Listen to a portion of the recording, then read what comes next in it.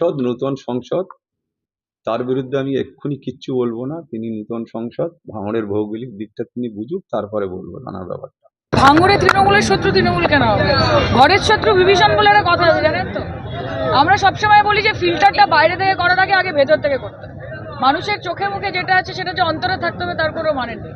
কাজে তৃণমূলের কাছে এটাও চ্যালেঞ্জ যে যেরকম বিজেপি আইএসএফ সিপিএমের সঙ্গে লড়াই করতে হবে, যদি তৃণমূলে এমন কোনো এলিমেন্ট থাকে যারা পরোক্ষভাবে বা প্রত্যক্ষভাবে দলকে ক্ষতিগ্রস্ত করার চেষ্টা করছে, তাদের বিরুদ্ধে ব্যবস্থা নিতে হবে।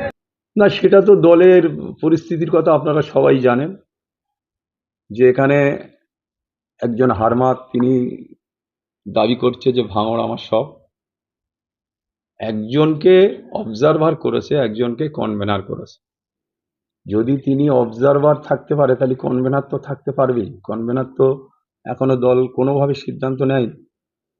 সে হারমাত, সে তার মতো করে, সে নিজের মতো করে দলটাকে একটা, এর আগে আমি, নান্নু, ওইদুল, আমরা তিনজনা দলের অনেক ভুল ত্রুটি থাকতো, তখন আমাদের একটা লড়াই ছিল।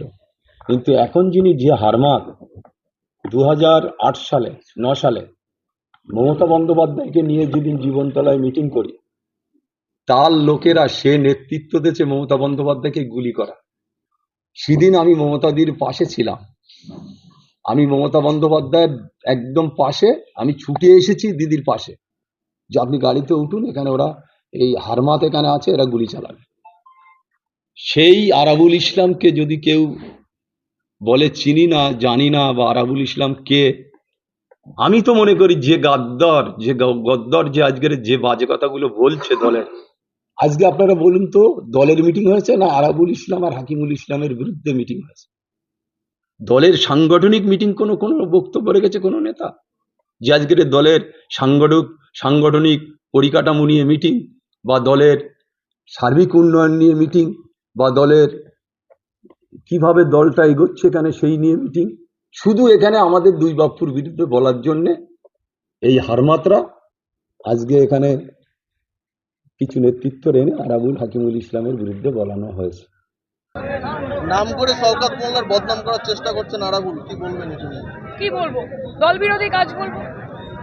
শওকত মোল্লা বিগত 3 বছর ধরে যেরমভাবে ভাঙড়কে সময় দিয়েছে, পরে থেকে ইলেকশন করেছে, ভাঙড়কে একটা পার্টি থেকে একটা পরিবারে পরিণত করেছে ভাঙড় তৃণমূল কংগ্রেসকে। ভাঙড় তৃণমূল কংগ্রেস একটা পার্টি নয়, ভাঙড় তৃণমূল কংগ্রেস একটা পরিবার, এবং শওকত মোল্লা সেটার অভিভাবক। কাজে ভাঙড়বাসীর কাছে শওকত মোল্লার কি অ্যাকসেপ্টেন্স, সেটা যদি অন্য কারোর মেনে নিতে কষ্ট হয় তাহলে সেটা তার সমস্যা। শওকত মোল্লাকে হারবাদ করলেন আরাবুল। দেখুন, উনি কি বলছেন না বলছেন সেটা নিয়ে আমি মন্তব্য করতে চাই না। ভাঙড়ের মানুষ শওকত মোল্লা, মমতা ব্যানার্জি, অভিষেক ব্যানার্জি এবং ভাঙড় তৃণমূল কংগ্রেসের উপর আস্থা রেখেছেন।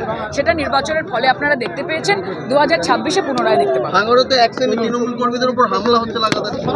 ভাঙড়ে সেটা হতেই থাকে। আমরা কলকাতা পুলিশকেও এটা নিয়ে জানিয়েছি। আমরা চেষ্টা করব যাতে সবাইকে প্রোটেক্টেড এবং সুরক্ষিত রাখা যায়।